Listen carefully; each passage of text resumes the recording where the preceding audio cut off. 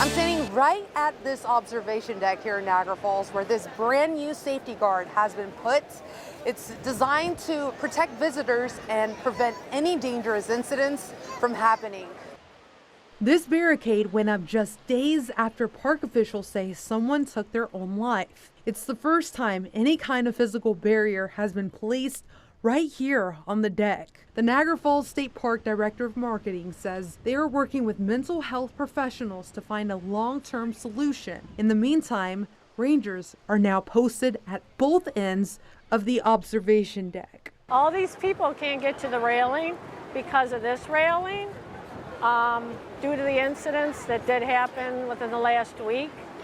I do like the park police on that corner and this corner, and I think that's sufficient, but the barriers are, I don't think, necessary. For a while, it's probably a good idea, but then they should take them down so people can enjoy it, because things don't happen too often. It's pretty safe here. I've been here many times, and I've never felt where it's not a safe place to be. Officials say the barrier will stay in place until a permanent safety plan is developed. On your side in Niagara Falls, I'm Alexandra Rios-Malvia, Channel 2 News. The allegations made by Buffalo Police Detective Richard High were alarming. The Buffalo school system has been intentionally not reporting the assaults of students. Detective High also alleged that after an attempted kidnapping of a student at the Science Magnet School in February, the school then deleted the video of the attempted abduction. The allegations were first called, quote, untruths in a statement by the Buffalo Public School District. However, the Board of Education promised an investigation, and they finally selected the firm that will conduct that investigation during their regular meeting on June 18th. After Detective High came forward with those claims, Two on Your Side obtained staggering data from the Buffalo Police Department. More than 17,700 police responses to Buffalo schools since September 2021. More than 350 assaults and fights, and more than 125 sexual assaults and rape calls. But more than 50% of the thousands of calls were labeled in a vague category, and you wouldn't know why police were even responding to the schools. Now, more than 2 months since the claims were made, Buffalo Police Commissioner Alfonso Wright is talking about it. Has a criminal investigation into the claim that video evidence has been deleted by the district at all been started by the Buffalo Police Department? There's an investigation going on about all claims, and we take, not just from Detective Hyde, from anyone, we take all those claims serious. Can you give a scope of what's being investigated?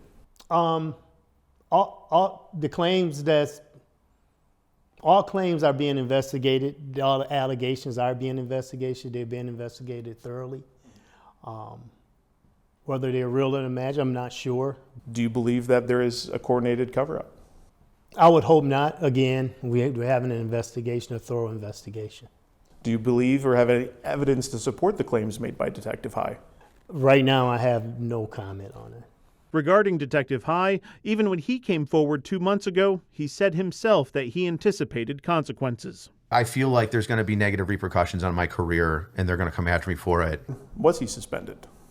He was not. There's an internal affairs, a thorough internal affairs investigation that's taking place now, and we'll deal with it in the proper manner when it comes. And that internal affairs is ongoing?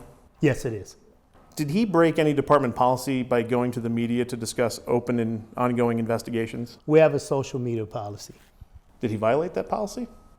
It was violated, part of his violation. Were there any repercussions from that? As of right now, we're still doing a thorough investigation, and again, we'll come up with our conclusion. Do you agree with the assertion that the district is interfering with police investigations? Again, there's no comment on that. We're doing an investigation. I wouldn't want to mess anything up. What's your message to parents and students who are concerned about these incidents in the schools? The message is we'll do everything in our power we can to protect our children, and we would hope anyone feel safe in coming to us with any problems they have. One thing we also reported when these allegations came to light was that the Buffalo Police and BPS don't have a signed agreement that provides a framework for SROs and services Buffalo Police provide the district. Commissioner Wright says he hopes to have that agreement in place by the beginning of the next school year. On your side, Nate Benson, Channel 2 News.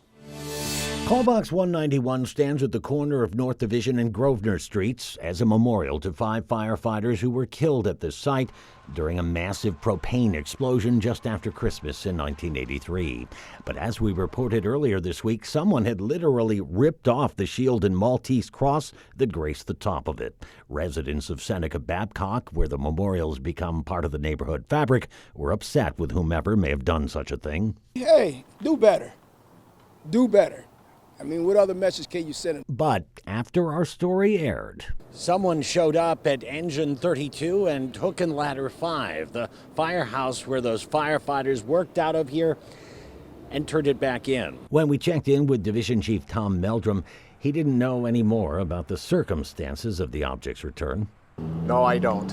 But he was grateful nonetheless that this is back in their hands. It's nice to have it back. Hopefully we can get it fixed and in place. It's it's just a nice place that we go and celebrate every year. These 5 gentlemen that lost their lives, and it's not just them. There were 2 residents that lost their lives also in that explosion, which happened when Meldrum was a firefighter in training, and is something that stuck with him as he moved his way up the ranks ever since. I'm not going to say there probably wasn't a second thought in my mind back then about how dangerous it is, and you don't realize all the things that can happen. But then there's the other thought that, hey, you know what, it's what I want to do, and you realize how important of a job it is. The firehouse out of which they worked, which also has a memorial bearing their names, is less than a quarter mile from the place where those 5 firefighters met their untimely deaths. Less than a quarter mile from where, 42 years later, a new generation of firefighters continue to answer the call. On your side, Dave McKinley, Channel 2 News. At the end of May, the New York State Thruway Authority started removing residents from a special program that reduces the typical $1 toll for driving onto Grand Island to just 9 cents. You know, when you're paying $1 to go to the grocery store a couple times a week versus 9 cents a couple times a week, it does add up. A 91-cent difference that makes a difference for residents like Jackie Vollmer, who this spring recertified her 3 vehicles, only to have them unexpectedly cut, she says, at the end of May. When they have your license plate and you go through the tolls, if you don't have a transponder, they can bill you. They know that address. We don't understand how they can't tie the 2 together. And it's been a frustrating process for Vollmer, although that is not the case for all 12,000 accounts. Nearly 40% of Grand Island residents were automatically tied to the island, and 14% were removed for no longer having an island address, like Beverly Bishop's 2 kids. I had posted something on our Grand Island page, like, is anyone else getting this? Am I the only one? You know, is this a bigger issue? Just really check your account, make sure that you still have the Grand Island residency plan there, that you're recertified with everything, and that all of your transactions show the correct amount. Grand Island residents were notified in January and once again in March, but 30%, or about 3,600 accounts, still have not recertified. In a statement, a Thruway Authority spokesperson told 2 on Your Side in part, quote, anyone who did not complete the process will no longer receive the resident discount. Customers with the proper documentation can call the Customer Service Center to have that discount reapplied. I can show you this one here. Vollmer is hopeful that she'll be able to close the door on this whole process soon after several months of frustration. As for Bishop, she offered this advice. Once it gets worked out, it'll be much better for everyone else, but I think there's going to be some time that EasyPass needs to work with the Grand Island residents and make sure that they're not charged late fees or anything like that. You just really have to be on top of it. Buffalo Pro Soccer is no longer building its stadium here at Elk and Lee. Instead, they're now looking for a new space altogether. There was, as a lot of people have seen, some extreme pushback from a certain neighbor at that site, and it became clear that that pushback was going to continue and was going to make things very difficult for us. And at the end of the day, it made more sense to just move on. Buffalo Pro Soccer President Peter Marlette is talking about the PVS Chemicals facility. A company spokesperson released a statement this morning telling me, quote, PVS has stated from the beginning that the soccer stadium is an incompatible use of an area that is zoned for industry. We wish the soccer team success in finding a new site and bringing professional soccer to Buffalo, end quote. One of the sites being considered again is along Scott Street. The other still isn't being revealed, but we do know it's in the city of Buffalo, which is where the stadium will be. Buffalo Pro Soccer is also exploring several new options. If you made a deposit for season tickets, it will still be applied to the first season at the new stadium. The goal now is to start playing soccer in the new stadium for the 2027 season instead of next year. There's a community town hall being held to talk about all this. It's coming up July 17th at 6 o'clock at Hydraulic Hearth in Larkinville. On your side in Buffalo, Kelly Dudzik, Channel 2 News. Yeah, good morning. In my hand here is a survey conducted by the Teachers Union here at Sweet Home High School that says that not only does this union not have any faith in the current administration, but they believe that the path that they are on right now could be detrimental. I want to read you some of these statistics that we have from this survey right now that polled 350 teachers across the district out of their 385 union members. And it says that 91% of teachers feel their voices aren't valued by the district, that 95% feel the district's leadership is failing students, and that over 90% of the union does not have confidence in the current superintendent, assistant superintendent, and current principal of Sweet Home High School. All of this stemming from the way that they say the district has handled recent incidents, such as this most recent fake bomb threat that we saw that occurred here back in May. The teachers union telling us that they've received few responses from the school board acknowledging these concerns, and it's why parents and teachers swarmed to last night's meeting to take those concerns right to them. You have failed to be accountable to parents, students, staff, and teachers as we tell you this house is on fire and you're letting it burn. Not a single acknowledgement. This silence speaks volumes. It tells educators, students, and families that their concerns do not matter. Now, the board taking two separate executive sessions to discuss these concerns, but coming back each time and saying that they have carefully listened to the comments and concerns here, but that they're unable to respond further. That's something we pressed them on after last night's meeting. Take a listen to this. Could those discussions lead to a change in superintendent? I cannot speak on that. Yeah, so you heard it there. The board president saying that they cannot comment on this right now, but I can tell you that at last night's meeting on the agenda was also a contract extension for the current superintendent, Michael Ginestri, that would extend his contract through 2029, as well as bump his salary up to $214,000, and that was approved. On your side here at Sweet Home High School, Andy Payton, Channel 2 News. To the management, I plead. We do not want war.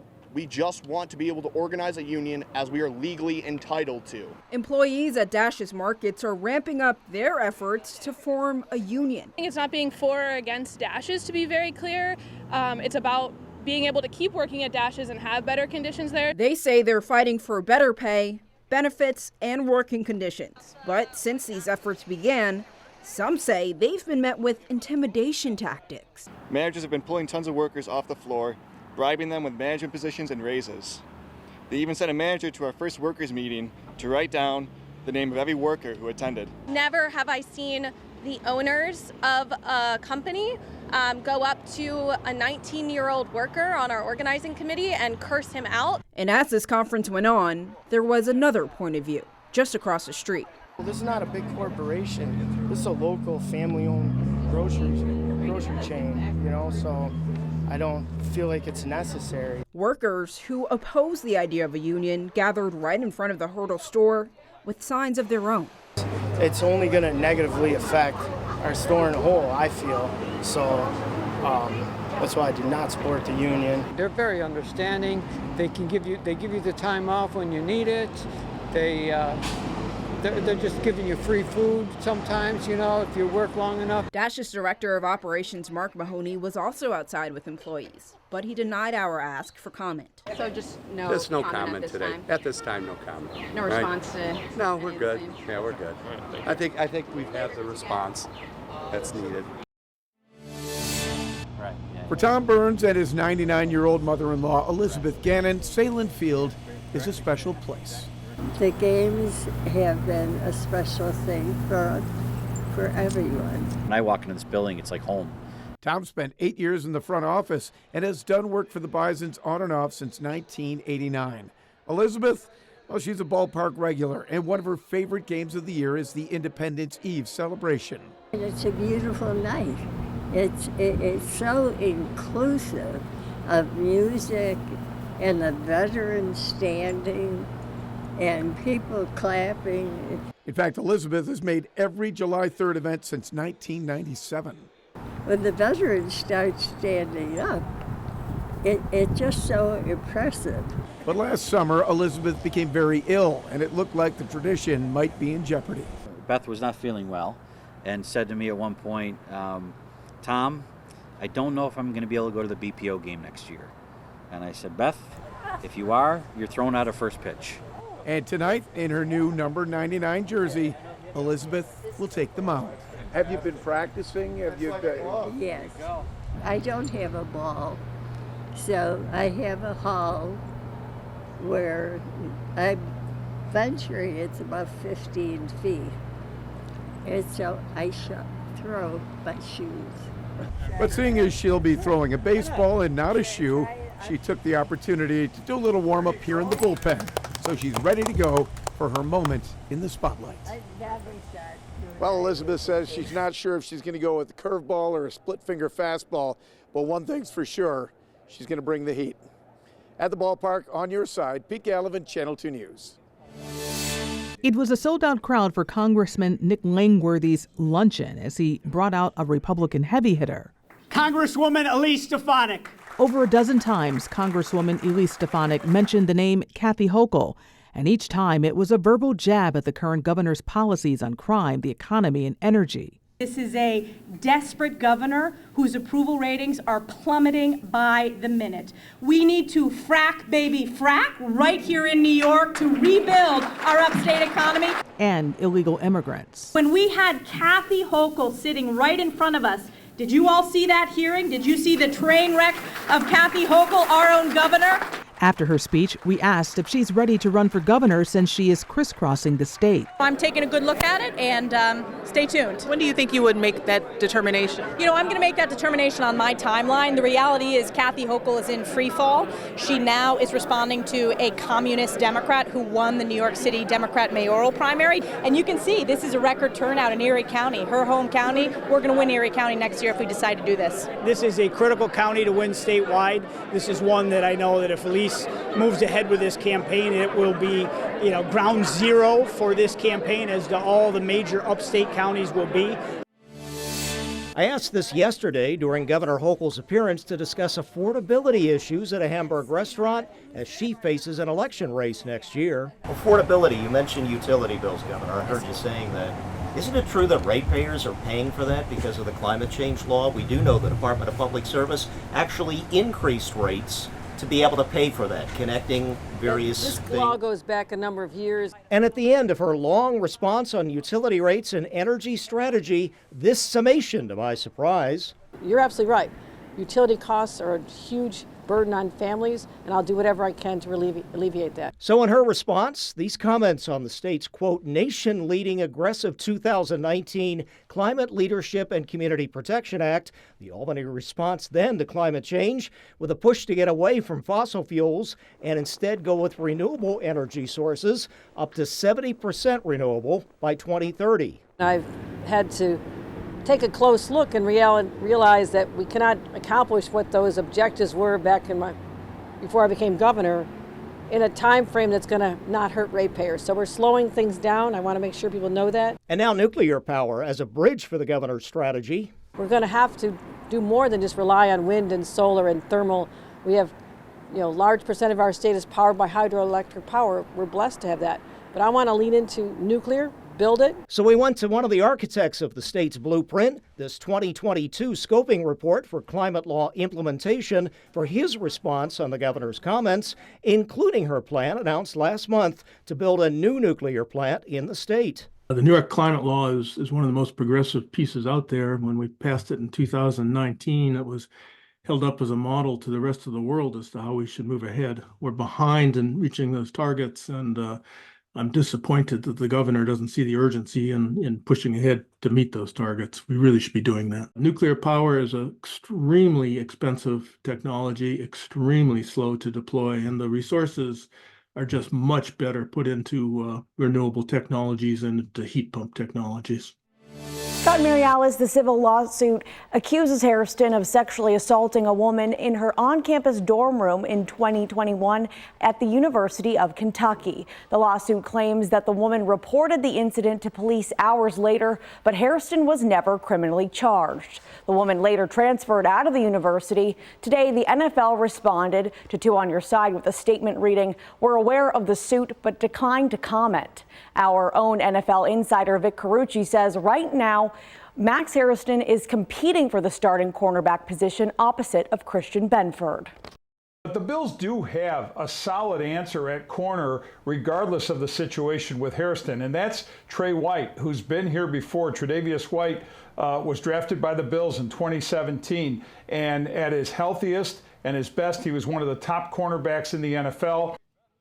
The team tells us that Bills general manager Brandon Beane addressed the allegations against Hairston after he was drafted. Coming up at 6 o'clock, we'll have more on Beane's comments acknowledging the incident involving Hairston at the NFL draft back in April. On Your Side in the studio, Chelsea Swift, Channel 2 News. It's the crack of muskets, the thunder of cannons, and for a moment, Old Fort Niagara is no longer 2025, but 1759. For 45 years, this historic site has brought the French and Indian War to life, and it doesn't hold back. We have over 600 reenactors here from all over the country, from Canada, from Europe, who come here every year to take part in this recreation of one of the most historically significant events in Western New York history. Each reenactment is different. No script repeated, 6 immersive battles over 3 days. What we saw this morning was the initial British approach to the fort, which the French were unaware of. Their intelligence was bad. But war isn't the only story told here. We have acres of artisans and merchants selling and demonstrating period wares. So there's a lot going on. It's more than a reenactment. It's a living museum on the edge of Lake Ontario. All of the people are very knowledgeable about what's happened here, about the battle that happened in 1759, how long it lasted. It reminds me the olden days, how it looks like way back in how people are living. I bought this little water whistle from a booth right over there. And it sounds like a bird. And if you want to hear about the War of 1812, which of course is where we get the Star-Spangled Banner and the idea of fireworks from, everyone thinks that is a Baltimore story, but more of that war is fought here on the Niagara frontier. And it all leads to Sunday, when the British capture the fort, just like they did in 1759. We might be conducting this interview in another language today if things had gone differently. And while it may be 4th of July weekend, the roots of independence go even deeper. The French and Indian War was 20 years before the Revolution. But guess who got his first military experience in the French and Indian War? A guy named George Washington.